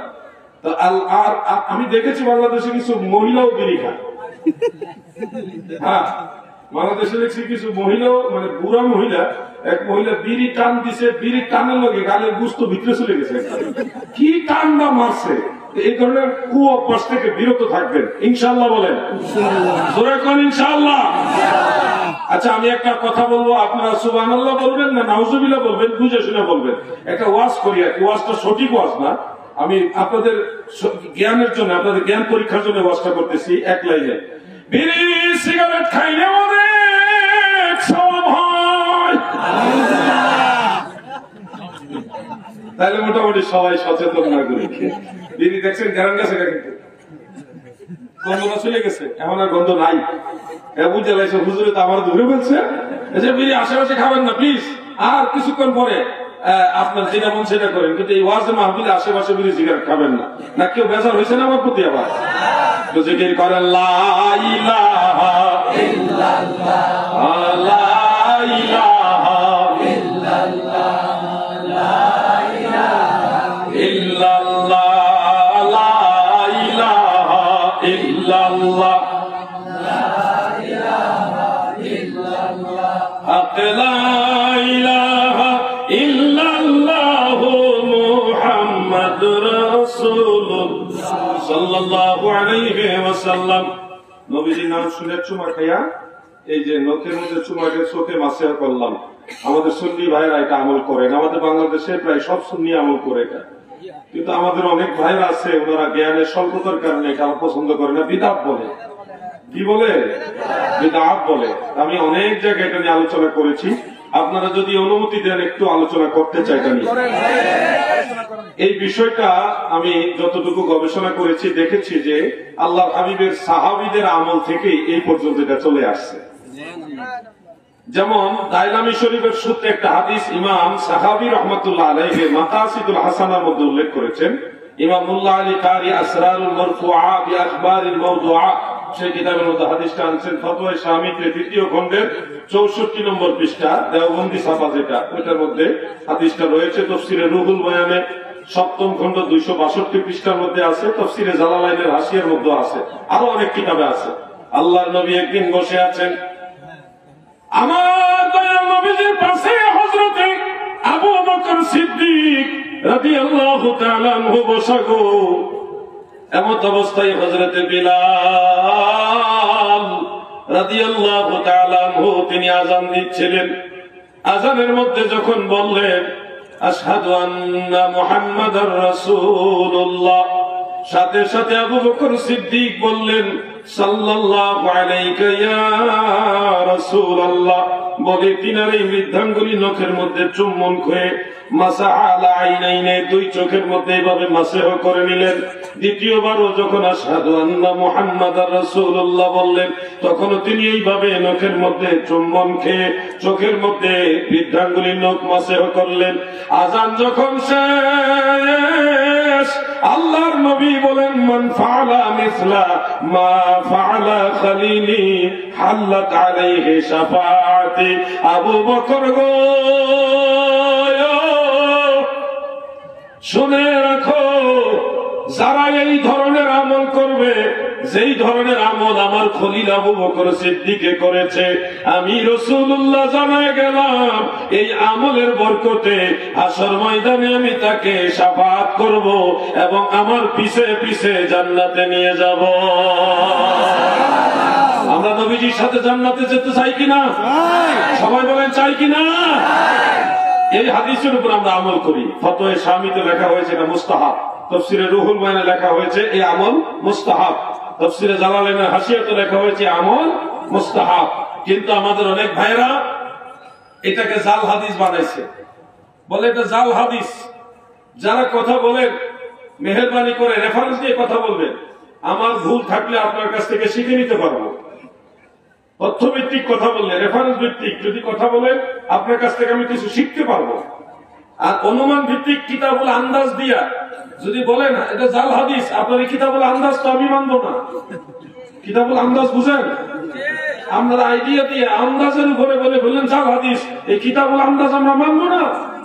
আপনি রেফারেন্স দেন যে কোন হাফিজুল হাদিস, নুক্কাত পর্যায়ে কোন মুহাদ্দিস বলেছেন এই হাদিসটা জাল, রেফারেন্স দেন। যে অমুক কিতাবে লেখা আছে হাযা হাদিসুন মাওদু, এটা জাল হাদিস। রেফারেন্স দেন, আপনাকে আমরা শুকরিয়া জানাবো। লেখা নাই বড় নাই সলিমউদ্দিন মাস্টার ভাই, হ্যাঁ, উনি কোন রেফারেন্সও নাই, উনি আছে জাল হাদিস, জাল হাদিসের ব্যবসা নিয়ে বসছেন। পাইকারি দরে কথা বলবেন না। আমরা এই হাদিসটাকে কেন গ্রহণ করলাম, কেন এটাকে আল হাদিস মানলাম, দুইটা কথা বলি, মনে রাখবেন। এক নম্বরে হাফিজুল হাদিস ইমাম শামসুদ্দিন সাখাবী রাহমাতুল্লাহ আলাইহি, যিনি ইমাম ইবনু হাজার আসকালানির শাগির্দ ছিলেন, তিনি মাকাসিদুল হাসানা কিতাবের মধ্যে হাদিসটা উল্লেখ করে লিখেছেন লা ইউসিহু, এটা সহিহ নয়। কোন মুহাদ্দিস যখন হাদিস উল্লেখ করে এই ধরনের মন্তব্য করে যে লা ইউসিহু, তখন এটা কি বোঝায়? এটা ইমাম সাখাবী, ইবনু হাজার আসকালানি, ইমাম আহমদ বিন হাম্বল, ইমাম মোল্লা আলী কারি, শেখ আব্দুল হক মুহাদ্দিস দেহলভী, ইনারা সবাই ব্যাখ্যা দিয়ে গেছেন। একেবারে মেরকাতের মধ্যে আছে, এরপরে লুমআতুত তানকিহ সেখানে আছে, আরো অনেকগুলি উসুলে হাদিসের কিতাবের মধ্যে এই ইবারতগুলি রয়েছে। কোন মুহাদ্দিস যখন কোন হাদিস সম্পর্কে বলে ওয়ালা ইউসিহু, এটা সহিহ নয়, তখন বোঝায় এই হাদিসটা সহিহ সনদের না, কিন্তু হাসান অথবা দাঈফ কোনো মতেই মওযু না। কারণ জাল হাদিস যখন হয় তখন মুহাদ্দিসিনে কেরাম লা ইউসিহু এই শব্দ ব্যবহার করে না, তখন তারা ব্যবহার করে হাযা কিযবুন, হাযা বাতিলুন, হাযা মাওদু, লা আসলা লাহু, এই ধরনের শব্দ ব্যবহার করে, যেটা মিথ্যা, এটা বাতিল, এটা ভিত্তিহীন, এটা জাল হাদিস, এটার কোনো ভিত্তি নাই, লাইসা লাহুল ইসনাদ, এইভাবে বলে, যেটা কোনো সনদ নাই। কিন্তু যখন কোন হাদিসের সনদ থাকে, কিন্তু এটা আবার সহিহ সনদও না, আবার জাল হাদিসও না, তখন এনারা সংক্ষেপে বলে লা ইউসিহু, এটা সহিহ না। এটা হলো উসুলে হাদিসের একটা পরিভাষা। আপনি সেই ওয়ালা ইউসিহু শব্দের মূল মিনিং না বুঝে আপনার কিতাবুল আন্দাজ দিয়ে বুঝে নিলেন যেটা জাল হাদিস, এরকম বোঝা ঠিক না। দুই নম্বর পয়েন্ট, দুইটা পয়েন্ট আমরা এই হাদিসটাকে গ্রহণ করি, আমল করি। এক নম্বর পয়েন্ট আমি বললাম যে এটা জাল হাদিস না, এটা আল হাদিস। আর দুই নম্বর পয়েন্ট হলো ইমামুল হারামাইন, ইমাম মোল্লা আলী কারি হানাফি রাহমাতুল্লাহ আলাইহি মিশকাত শরীফের সরা মেরকাত যিনি লিখেছেন, তিনি আসরারুল মারফুআত বিআখবারিল মাওদুআত সেই কিতাবের মধ্যে হাদিসটা উল্লেখ করে লিখেছেন। হাদিসটা উল্লেখ করে তিনি লিখেছেন কুলতু ওয়া ইযা সাবাতা রাফউহু আলা সিদ্দিকিন ফায়াকফি আল আমালু বিহি। আবু বকর সিদ্দিক থেকে যখন এটা সাবিত হয়ে গেছে, মারফুভাবে সাবিত হয়েছে, আমল করার জন্য এটাই যথেষ্ট, এটাই কাফি। সুবহানাল্লাহ বলেন। ইমাম মোল্লা আলী কারি কথা বলেছে। আমি ভুয়া রেফারেন্স দেই না ভাই। এই মুর্শিদাবাদের কোন ভাই যদি মনে করেন জিহাদি সাহেব আপনি যে বললেন মোল্লা আলী কারি বলছে এটা যথেষ্ট, এটা গ্রহণযোগ্য, আপনি দেখাতে পারবেন, আসেন ভাই, আমি আপনাকে বুকে জড়ায় ধরে আদর করে ভালোবেসে তারপরে বসে দেখাবো। আপনি দূরের থেকে জাল হাদিস জাল হাদিস বলে চিল্লাবেন না। আপনার কিতাব নিয়ে আসেন, আপনার কিতাব থেকে আমি বের করে দেখা দিব। আর যদি বলেন আমার কাছে এই কিতাব নাই, আসেন, অনলাইনে আমার কাছে কিতাব আছে, আমি মোবাইল, আপনার মোবাইল থেকে বের করে দেখা দিব, আসেন, আমাকে সময় দিবেন, আমি আপনার মোবাইল থেকে কিতাব ইনস্টল করে ডাউনলোড করে আমি আপনাকে দেখাই দিব। কুরআন হাদিসের বাইরে সুন্নি জামাত চলে না। সুন্নি জামাত মদিনাওয়ালার দল, কুরআন সুন্নাহ দ্বারা যা প্রমাণিত রয়েছে সবই সুন্নি জামাতে আছে, ঠিক না বেঠে? কোন জালিয়াতি করার সুযোগ নাই। আগের দিন ভাগে খেয়ে ফেলছে, মুখস্থ ওয়াজ করে গেছেন গা, যেটা মন সেটা জাল হাদিস বানাই দিচ্ছেন। এখন আগের দিন নাই, এখন আমাদের যুবকরা সচেতন, যুবকরা সচেতন। এখন তারা মোবাইলে টিপে টুস টুস টুস টুস করে মোবাইল টিপে ঠিক কিতাব বাই করতে পারে, অনেকেই পারে, আবার অনেকে পারে না। না পারলে এখন সহজ হয়ে গেছে অ্যাপস এর মাধ্যমে। কি আছে না মোবাইলে কিতাবুল অ্যাপস আছে না, গুগল শরীফ, গুগল শরীফ আর অ্যাপ শরীফ দিয়া এখন আমাদের যুবকরা কিন্তু অনেক আগাইছে, কিন্তু আগাইতে আগাইতে অনেক যুবকরা আবার বিপদগামী হয়ে গেছে, লামাঝাবি হয়ে গেছে। কথা বুঝছেন নি? তো এই জন্য আবার বুঝতে গিয়ে আলেমদের সাথে পরামর্শ করে বুঝবেন, নিজে নিজে না, তাহলে আবার বিপদগামী হয়ে যাবেন। আল্লাহ আমাদের সবাইকে বুঝার তৌফিক দেন, বলেন আমিন। সবাই বলেন আমিন। বিরক্ত হইতেছেন নি আমার কথা? আমি আর কিছুক্ষণের মধ্যে শেষ করে দিব, টেনশনের কারণ নাই। আর আপনাদের তো প্রতিদিন ডিস্টার্ব করতে আসবো না, চাইলেও ভারতে আসতে পারি না, ভিসা ছাড়া তার আপনারা ঢুকতে দেন না, দেন নাকি? কি যে কষ্ট ভিসা নেওয়া, ভিসা নেওয়া অনেক কষ্ট। বাবারে বাবা, ভারতের ভিসা যার কি মানে সোনার হরিণ হয়ে গেছে, কঠিন ব্যাপার। তো যাই হোক, আলহামদুলিল্লাহ আসছি, যেহেতু কষ্ট দিয়ে যায় যেন মনে থাকে আর। তাহলে আমরা নবীজির নাম মুবারক শুনে চুম্বন করে যে চোখে মাসেও করে, এটা জাল হাদিস নয়, এটা আল হাদিস, এটা মুস্তাহাব। এবং এটা আমাদের ফয়সালা দ্বারা মুস্তাহাব না, বড় বড় ইমামরা, নুক্কাত পর্যায়ের মুহাদ্দিসরা, ফকিহ মুজতাহিদরা, উনারা বলে গেছে এটা মুস্তাহাব। সেই আলোকে আমরা আমল করি। যারা বলতেছে এটা করা যাবে না, বিদআত, এটা হলো কিতাবুল আন্দাজের কথা। কিতাবটার নাম মনে রাখেন, বলেন কি?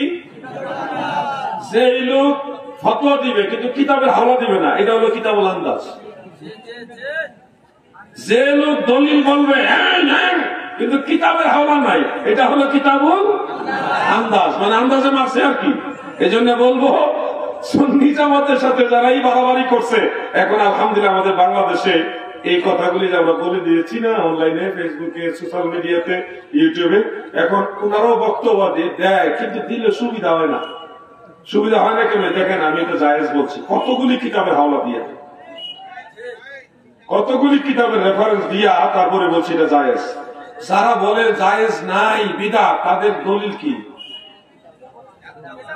কোন কিতাবের হাওলা নাই। এই যে কিতাবে পেছে, জোরে কর না, জোরে বলেন, কিতাবুল আন্দাজ। কিতাবুল আন্দাজ দিয়ে কি ইসলাম চলে নাকি? এজন্য বলবো, সুন্নি জামাতের সাথে যারাই লাগালাগি করতে আসছে, এখন তাদের এমনি ব্যাটারি ডাউন হয়ে গেছে। আল্লাহ তাদের হেদায়েত দান করে, বলে না আমি। আমার নবীজি রহমতের নবীর কথা বলছিলাম গো, সমস্ত নবীরা মাজার শরীফের মধ্যে জিন্দা থাকেন, তিনারা দাঁড়াইতে পারেন, তাশাহুদের মতো বসতে পারেন, কথা বলতে পারেন, কারণ নামাজ আদায় করতে গেলে দাঁড়াইতে হয়, বসতে হয়, রুকু করতে হয়, আঙ্গুল লড়াইতে হয়, ইশারা করতে হয়, মুখে কথা বলতে হয়। একজন জাগ্রত মানুষ যেইভাবে জিন্দা, আল্লাহর নবীরা মাজার শরীফে ওইভাবে কিংবা আরো উত্তম রূপে জিন্দা। প্রিয় বন্ধুরা, একটা ঘটনা মনে হয়েছে, এটা বলি, আপনাদেরকে ছেড়ে দিব ইনশাআল্লাহ। ঘটনাটা সহিহ বুখারীতে আছে, আল বিদায়া ওয়ান নিহায়ার মধ্যে আছে। আমি দুই কিতাবের রেফারেন্সে পুরো ঘটনাটা সহজ করে আপনাদের সামনে তুলে ধরছি। আমি এই হাদিসটা দেখেছি সহিহ বুখারীর আলোকে। ফিলিস্তিনে আমি যখন ঢুকলাম, জর্ডান থেকে ঢোকার পরে একটু সামনে গিয়ে জেরিকো শহর হলো ডান পাশে, আর বাম পাশে হলো মুসা আলাইহিস সালামের সেই পাহাড়, যেখানে দাঁড়িয়ে তিনি আল্লাহর সাথে কথা বলতেন। ওয়া কাল্লামাল্লাহু মূসা তাকলিমা। সেই পাহাড়ের উপরে গিয়ে আমরা উঠছি। ওই পাহাড়ের উপরে মসজিদ আছে, বিশাল বড়, অনেক আছে, বড় বড় অট্টালিকা, সেখানে মানুষের বসবাসে, ওযু, নামাজ কালামের অনেক জায়গা। ওই মসজিদের এক পাশে হলো হযরত মূসা আলাইহিস সালামের ওই জায়গাটা, যেখানে দাঁড়ায় তিনি আল্লাহর সাথে কথা বলতেন। তো সেখানে যাওয়ার সুযোগ আল্লাহ দিয়েছেন, আলহামদুলিল্লাহ। মূসা আলাইহিস সালাম তিনি ইন্তেকাল জিনিসটাকে একটু অপছন্দ করতেন, মৃত্যু জিনিসটাকে পছন্দ করতেন না। সেই সুবাদে একদিন বুখারী শরীফ বললেন, আজরাইল আলাইহিস সালাম তিনি মূসা আলাইহিস সালামের ঘরে প্রবেশ করলেন। যখন দেখলেন ঘরের মধ্যে একজন অপরিচিত, অজ্ঞাত একজন ব্যক্তি, এটা দেখার পরে মূসা নবী একটু রাগান্বিত হলেন। একটু রাগান্বিত হয়ে বললেন, মান আনতা, আপনি কে? ভাইজান, বসাই দেন, ইশারে বসাই দেন না। আপনি জোরে কথা বললে মানুষ ওই দিকে তাকায় ফেলে, তো ওর ওয়াজের লাইন কাটে। দয়া করে ইশারায় কাজ করবেন। মূসা আলাইহিস সালামের ঘরে অপরিচিত একজন মানুষ দেখে মূসা নবী বললেন, মান আনতা, আপনি কে? উনি বললেন, আনা মালাকুল মউত, আমি মৃত্যুর ফেরেশতা আজরাইল। মূসা নবী বললেন, আমার হায়াত কি শেষ? না, হায়াত শেষ না। কেন আসছেন?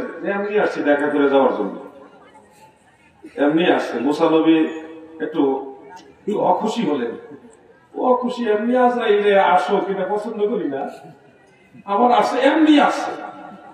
উনি রাগান্বিত হয়ে ধুপুর করে এক থাপ্পড় মাইরা আজরাইলের চোখ জাগের মধ্যে কানা করে ফেলছে।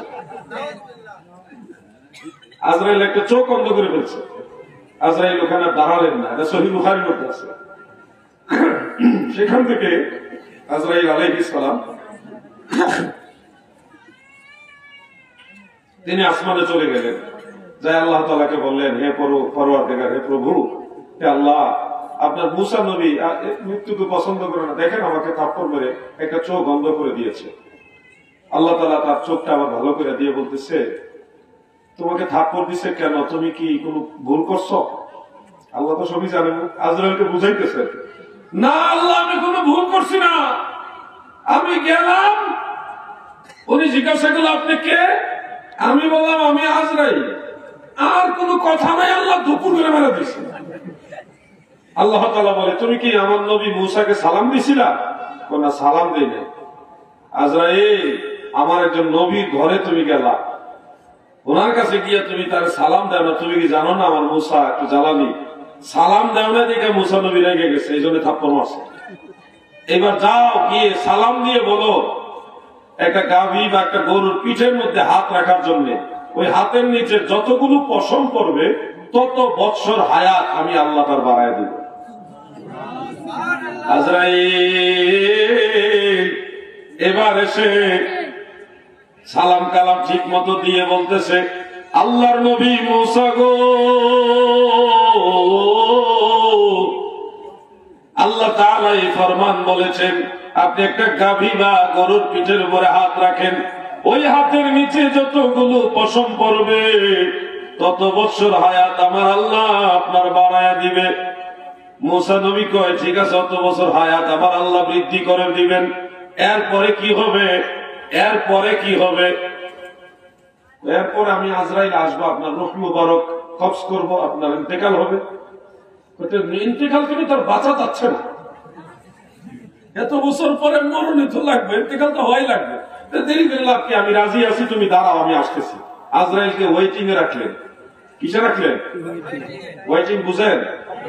আপনারাও তো রাখতে পারবেন তাই না? ওই যে উনি কইছে আজরাইলকে ওয়েটিং এ রাখতে পারবেন আপনারা? কোনো কথা চলবে না, দুপুর করে খাবলাদের উঠে হয়ে যাবো, টাইম শেষ, কোনো কথা চলবে না। কি আমাদের বেলায় কোনো অপেক্ষা নাই। মূসা নবী বলছে তুমি দাঁড়াও আমি আসছি। আল বেদায়া ওয়ান নিহায়ার মধ্যে হাদিসের এই অংশটা উল্লেখ হাফেজ ইবনে কাসির রাহমাতুল্লাহ আলাইহি উল্লেখ করেছেন। তিনি 120 বছর বয়সে লাঠি মুবারকে খটর খটর করে এইভাবে ইয়ে করতে করতে পাহাড়ের উপর উঠলেন। ওই পাহাড়ে যে হেঁটে হেঁটে ওই পাহাড়ের উপর উঠলেন, উঠে তিনি আল্লাহ তাআলার সাথে কথা বললেন। ওয়া কাল্লামাল্লাহু মূসা তাকলিমা, জিবরিল সারা ডাইরেক্ট আমার আল্লাহর সাথে উনি কথা বললেন। আল্লাহ আমার একটা দরখাস্ত আপনার দরবারে, আজরাইল তো আমার রূহ নিয়ে যাবে, আমার ইন্তেকাল হয়ে যাবে, আমার একটা দরখাস্ত হে প্রভু, আমার উম্মতেরা যেন কোনদিন রিজিকের কষ্ট না পায়, নবীদের দোয়া কবুল হয়। আমার আল্লাহ বলেন মূসা তোমার হাতের লাঠি দিয়ে ওই পাথরের মধ্যে আঘাত করো। ছোট্ট একটা পাথর ছিল, মূসা নবী হাতের লাঠি মুবারক দ্বারা ওই পাথরের মধ্যে আঘাত করার পরে পাথরটা ভেঙে চুরমার হয়ে গেল। এরপরে পাথরের ভিতর থেকে ছোট্ট একটা পিপিলিকা, একটা পিঁপড়া বের হয়ে আসলো, পিঁপড়ার মুখে খাবার আছে। এই দৃশ্যটা আমার আল্লাহ মূসা নবীরে দেখায়, কয় বন্ধু নবী মূসা রে, তুমি তাকায় দেখো, ছোট্ট পাথরের ভিতরে ছোট এক প্রাণী পিপিলিকা বসবাস করে। আমি আল্লাহ ওই পাথরের ভিতরে বসবাসকারী পিঁপড়াকেও খাবার খাওয়া। وَتَرْزُقُ مَن تَشَاءُ بِغَيْرِ حِسَابٍ। আল্লাহ তাআলা যাকে চান বেহিসাব রিজিক দান করেন। আমার আল্লাহ আমাদের খাওয়ায়, আমাদের খাওয়ায় কে? আল্লাহ। ওসিলা আপনারা করেন, ব্যবসা বাণিজ্য রোজগার, এটা ওসিলা, কিন্তু রিজিকের মালিক আল্লাহ। বলেন রিজিকের মালিক আল্লাহ। সবাই বলেন রিজিকের মালিক আল্লাহ। এই বিশ্বাস রাখবেন। কখনো যদি কোনো জিনিস চাওয়ার থাকে যে ঠিক মতো আপনি চলতে পারতেছেন না, রুজি রোজগার ভালো হচ্ছে না, আপনি ওই মালিকের কাছে যান যিনি আপনার রিজিকের মালিক, ওনার কাছে চান। ওনার কাছে চাইতে হলে চিঠি দিতে হয় না, মেসেজ পাঠাইতে হয় না, টেলিফোন লাগে না, মাধ্যম লাগে না, ওনাকে ডাইরেক্ট আপনি বলতে পারবেন। তিনি সেই আল্লাহ যিনি আপনার হৃদয়ের কথা আগের থেকে জানেন। আপনি ওখানে বলেন হে প্রভু আমার কষ্ট হচ্ছে, হে আল্লাহ আমার কষ্ট হচ্ছে, আপনি আমাকে সাহায্য করেন। কোন সময় বলবেন জানেন? রাত যখন 3টা বাজবে, ফজরের আজানের আগে আর 3টার পরে, এই মাঝখানের টাইমটা ওযু কালাম কইরা তাহাজ্জুদ নামাজটা আদায় করবেন, করেই সেজদায় যাইবেন, যাই আল্লাহর সাথে কথা বলবেন। আল্লাহর সাথে কথা বলা যায়, আল্লাহর সাথে কথা বলা ওই টাইমে আল্লাহর সাথে কথা বলেন। হে আল্লাহ আমার এই মুসিবত, এই বিপদ, আমাকে সাহায্য করেন। আল্লাহ আমি আপনার কাছে ধর্ণা দিলাম, আপনার কাছে আত্মসমর্পণ করলাম, আল্লাহর এই মুসিবত থেকে আপনি উদ্ধার করেন। আপনি আল্লাহর কাছে বলেন। আপনি কি জানেন প্রত্যেকদিন নিশির শেষ ভাগে আমার আল্লাহ সকল বান্দা বান্দীদেরকে ডেকে ডেকে বলে, কার রিজিক লাগবে বলো, আমি তোমাদের রিজিক দিব। কে আসো অভাবী আমার কাছে বলো, অভাব দূর করে দিব। কে আসো গুনাহগার আমি আল্লাহর কাছে বলো, আমি গুনাহ মাফ করে দিব। কার কি দরকার তোমরা আমাকে বলো। নিশির শেষ ভাগে স্পেশাল আমার আল্লাহ তার বান্দা বান্দীদেরকে ডেকে ডেকে এইভাবে বলে। ওই সময় যারা আল্লাহর দরবারে ভিক্ষার হাত বাড়ায়, সেজদায় যায় মনিবের কাছে প্রার্থনা করে, তাদের দরখাস্তগুলি মহান আল্লাহ তাআলা কখনোই খালি ফেরত দেয় না। সুবহানাল্লাহ। এটা আমল করার চেষ্টা করবেন ইনশাআল্লাহ। হয়তো ভাবতেছেন দিনের বেলা হঠাৎ টেনশনে বললাম, পেরেশানি কি করব, আসমানের দিকে তাকায় আর কিছু কথা বলবেন, এখানে কথা বলবেন, এটা লড়ানো লাগবে না। আল্লাহর সাথে কথা বলতে ঠোঁট না নাড়ায়ও কথা বলা যায়। এই আকাশের দিকে তাকায়া মনে মনে বলবেন, হে আল্লাহ পেরেশানিতে আছি, সাহায্য করেন। আপনাকে আল্লাহ সাহায্য করবেন, আল্লাহ ওয়াদা করেছে মুমিন বান্দাদেরকে আল্লাহ সাহায্য করেন। আল্লাহ তাআলা ওয়াদা করেছেন আপনারা আল্লাহ সাহায্য, ওইদিকে আপনারা সবাই নিজেদেরকে নিযুক্ত করেন, আল্লাহ সাহায্য অনুগামী হন। আল্লাহ আপনাদের তৌফিক দান করেন, বলেন আমিন। একজন মাদ্রাসাতে কত টাকা? 300 টাকা না? 300 টাকা দিলেন, বলেন আমিন। আল্লাহ ওনার দান কবুল করুক, আমিন। প্রিয় ভাইরা আমার, এই যে কথাগুলি বললাম আপনারা আমল করবেন ইনশাআল্লাহ। কি বলছি বলেন তো আবার একটু, আপনারা আবার বলেন কি শুনলেন। বিপদে বললে আল্লাহরে ডাকবে, কোনো কিছু চাওয়ার হইলে আল্লাহর কাছে চাইবে। যদি দেখতেছেন যে আপনি গুনার কারণে হয়তো আপনার দোয়া কবুল হবে নাকি হবে না, টেনশন করতেছে, আল্লাহ রসুলের উসিলা দিয়ে চাইবে, বলি আল্লাহ উসিলা দিয়ে চাইবেন। আল্লাহ আমার তো গুনাহ বেশি, আল্লাহ আমি তো আপনার কাছে চাওয়ার মুখ নাই, আপনার দয়া, আপনার হাবিব আমার দয়াল নবীর উসিলা আমার এই বিপদ থেকে উদ্ধার করেন। আল্লাহর কাছে বলবেন, ডাইরেক্ট বলবেন, তিনি আপনাকে দিবেন। তিনি যেভাবে হোক আপনার মনোবাসনা পূর্ণ করবে, আপনার মুসিবত থেকে আপনাকে উদ্ধার করবে। তিনি ওয়াদাবদ্ধ, মুমিনদেরকে তিনি সাহায্য করেন। ইনশাআল্লাহ আল্লাহর কাছে সাহায্য চাবেন কিনা বলেন, সবাই বলেন চাবেন কিনা। যা লাগে তাই চাইবেন আল্লাহর কাছে। কি দরকার আপনার, ওনার কাছে বলেন। তিনি মহাপরাক্রমশালী, প্রেমময়, দয়াময়, সর্বময় ক্ষমতার মালিক। তিনিই তো দেন, তিনিই তো দেন। এক মুহূর্তের জন্য আল্লাহ আপনাকে নিজের উপরে ছেড়ে দেয় না। আল্লাহ সবসময় আপনাকে আশ্রয় দিয়ে রাখছে, সবসময় আল্লাহ আপনাকে আশ্রয় দিয়ে রাখছে। অতএব সে আল্লাহর কাছে চাইবেন ইনশাআল্লাহ। বলেন সবাই, বলেন ইনশাআল্লাহ। আমি যে কথাটা বলছিলাম, মুসা নবী আল্লাহর কাছে দরখাস্ত দিলেন যে আল্লাহ আমার উম্মত যেন রিজিকের কষ্ট না পায়। তো আল্লাহ বলল না, পাথর ভাঙবো। ভাঙার পরে পিঁপড়া বেরিয়েছে, পিঁপড়াকে খাবার খাওয়া। আল্লাহ বললেন, দেখো আমি এই পাথরের ভিতরে ছোট্ট পিঁপড়াকেও খাওয়াই। হে মুসা, তোমার দরখাস্ত আমি মঞ্জুর করলাম, তোমার উম্মতেরা রিজিকের কষ্ট পাবে না, যাও। মুসা নবী সেই পাহাড় থেকে নেমে হাঁটতে হাঁটতে হাঁটতে হাঁটতে গেলেন মসজিদুল আকসার কাছে, বাইতুল মুকাদ্দাস কাছাকাছি গিয়ে দেখে 8 জন যুবক। কয়জন? 8 জন যুবক মসজিদুল আকসা থেকে একটা ঢিল মারলে যতটুকু দূরে যায় ততটুকু দূরে একটা কবর খুব সুন্দর করে কবরটা খুঁড়তেছে। কবরটা দেখতে খুব চমৎকার। সব মানুষের কবর কিন্তু সুন্দর হয় না, কিছু কিছু মানুষের কবর খুব সুন্দর হয়। এত সুন্দর কবর মুসা নবী দেখে বলে, হে যুবক ভাইরা আমার সালাম গ্রহণ করো। এই সুন্দর কবর এটা কার জন্য তোমরা খনন করছো? ওই যুবকরা ছিল মূলত 8 জন ফেরেশতা, তারা মানুষ না ফেরেশতা, এনারা কবর করতেছেন। মুসা নবী জিজ্ঞাসা করলো, কার জন্য কবর খুঁড়ো? এই কবর তো সুন্দর, এটা কার কবর গো? 8 জন যুবকের পক্ষ থেকে জবাব